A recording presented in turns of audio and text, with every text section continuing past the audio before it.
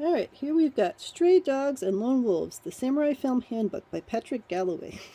I adore samurai films, and this particular book is not a new book. It came out in 2005. So there are quite a lot of films that are not included in this.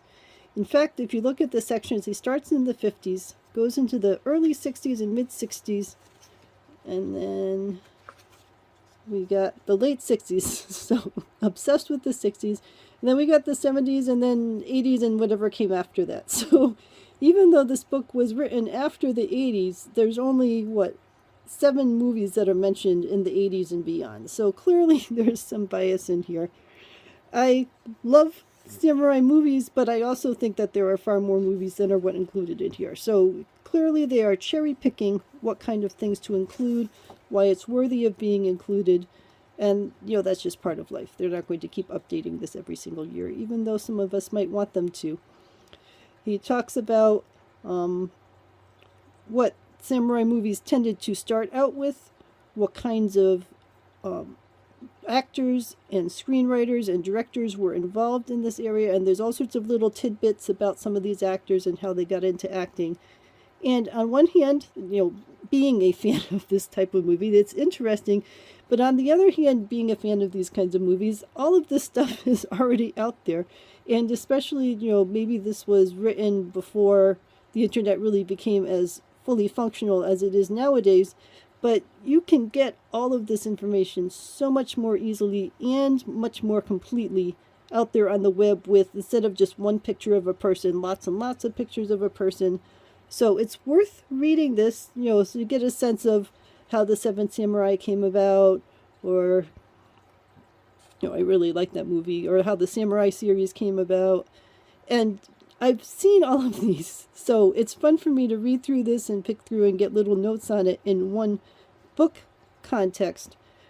But, if I was really going to go back and rewatch Throne of Blood again, I would pull it up on the web, and there are so many much more detailed, or like the Hidden Fortress and how it was inspiration for Star Wars and all that other kind of stuff. It's all things that the people who like this topic area know about. Like, I love Yojimbo. And the people who aren't knowledgeable about this topic area probably have many better resources to be able to learn about this and read about it in current times. So I guess it's a book that I have, clearly, and that I would want to have as a person who loves samurai films. But I'm also seeing the fading value of books like these, I suppose, because by their nature, they are just a brief summary. And maybe that's enough to give someone an interesting starting point, but also it's only containing some movies out of a big genre. And there's so many other movies which then weren't included. I suppose you could say that reading this gets you started, and then you can go say, well, what else is out there, and track down the other ones that aren't in there. And it certainly serves that kind of purpose.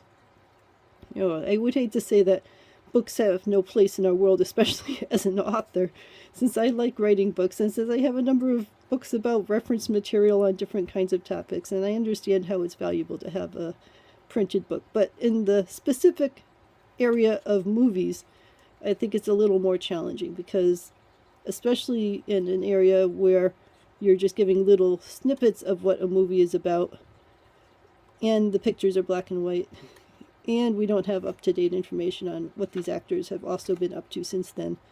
I suppose this whole the 80s and beyond, even though this was written long after the 80s, that also makes me pause. I love Kagemusha. It's just, these are all movies I love, so I am glad I have this. I wish that it was in color. I wish that it was thicker so it had more information in it, and I wish that they included more movies in there, because look, we're already at the appendix now.